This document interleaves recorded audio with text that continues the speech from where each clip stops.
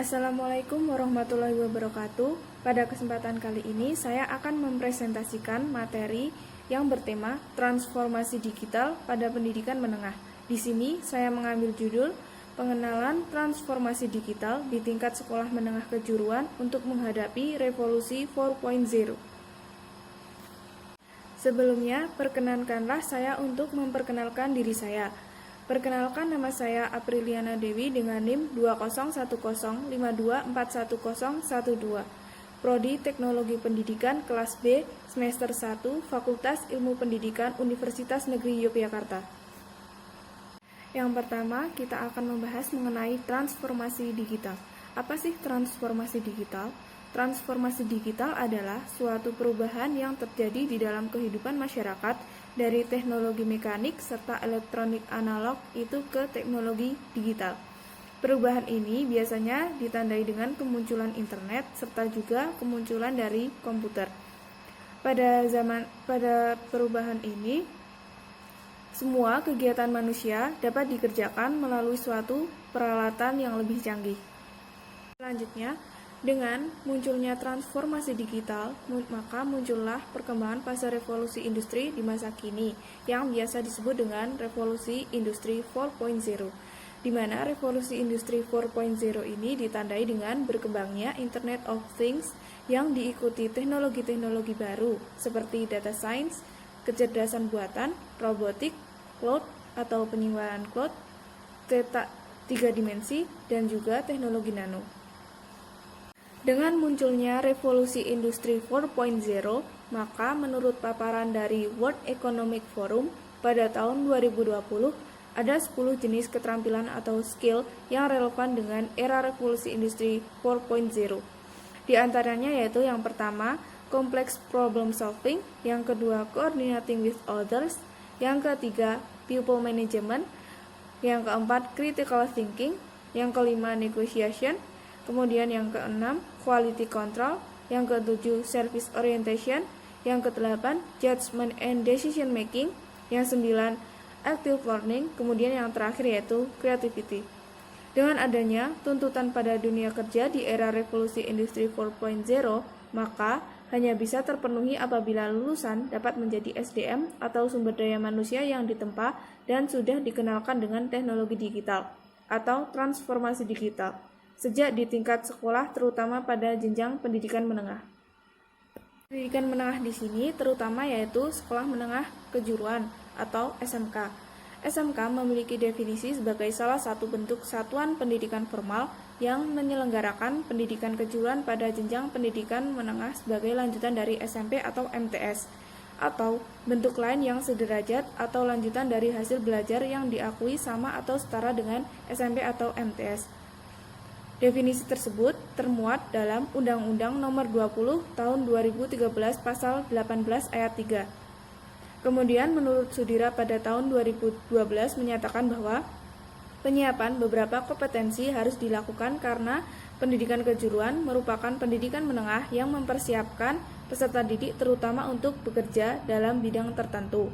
Kemudian menurut Usman pada tahun 2016 dan Yahya pada tahun 2015 menyatakan bahwa penyiapan lulusannya yang harus mampu dan mau bekerja sesuai dengan bidang keahliannya.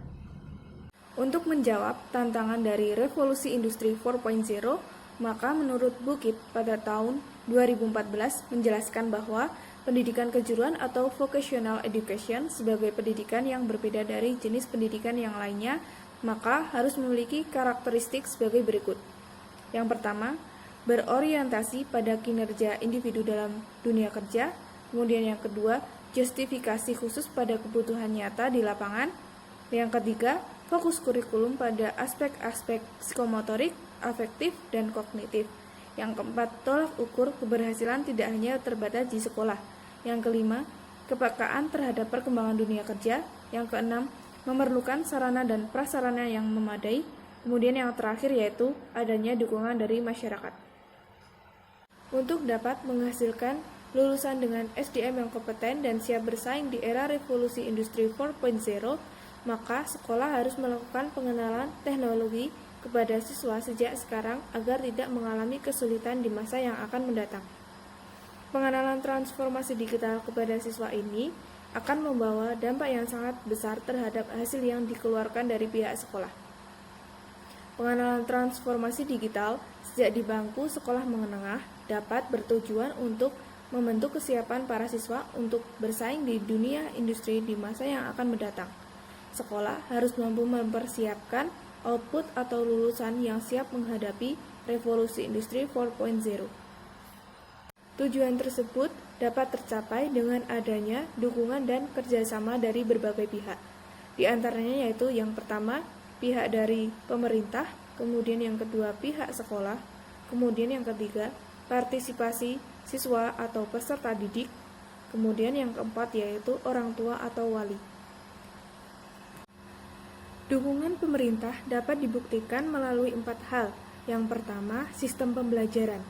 Pemerintah harus mampu menyiapkan sistem pembelajaran yang efektif untuk diterapkan di sekolah-sekolah, sehingga dengan begitu akan memudahkan siswa untuk meningkatkan kompetensi atau keahlian yang dimilikinya. Kemudian yang kedua yaitu satuan pendidikan. Pemerintah harus menyiapkan dan mengawasi setiap pelaksanaan pendidikan di satuan pendidikan agar mencapai tujuan yang diharapkan.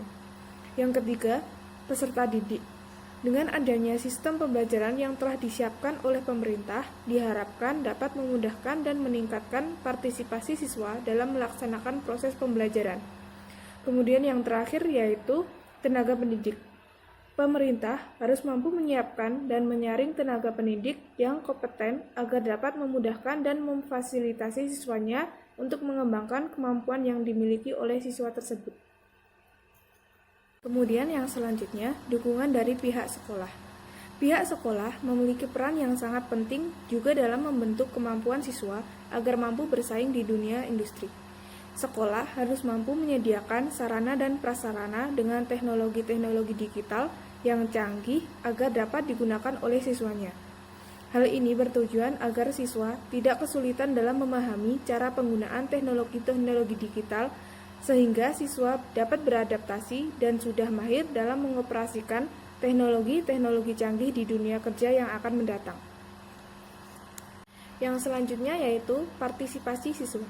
Siswa harus memiliki semangat untuk terus belajar sehingga dapat meningkatkan pengalaman dan pengetahuannya sehingga dapat menumbuhkan kesiapannya dalam menghadapi dunia kerja di masa yang akan mendatang. Kemudian yang selanjutnya yaitu dukungan dari orang tua. Orang tua atau wali siswa harus memberikan semangat dan dukungan kepada anak mereka sehingga anak dapat termotivasi untuk terus belajar dan berkembang. Sebagai contoh dari pengenalan transformasi digital di sekolah menengah kejuruan adalah dengan menyediakan fasilitas-fasilitas di sekolahnya agar siswa dapat terbiasa untuk menggunakannya. Fasilitas tersebut dapat berupa bengkel praktik berstandar industri terkini.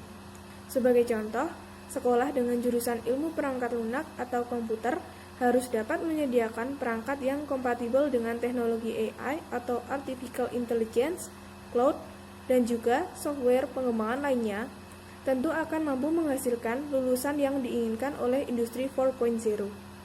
Kemudian yang selanjutnya, siswa juga harus dikenalkan dengan media-media digital lainnya seperti pembelajaran berbasis internet atau e-learning.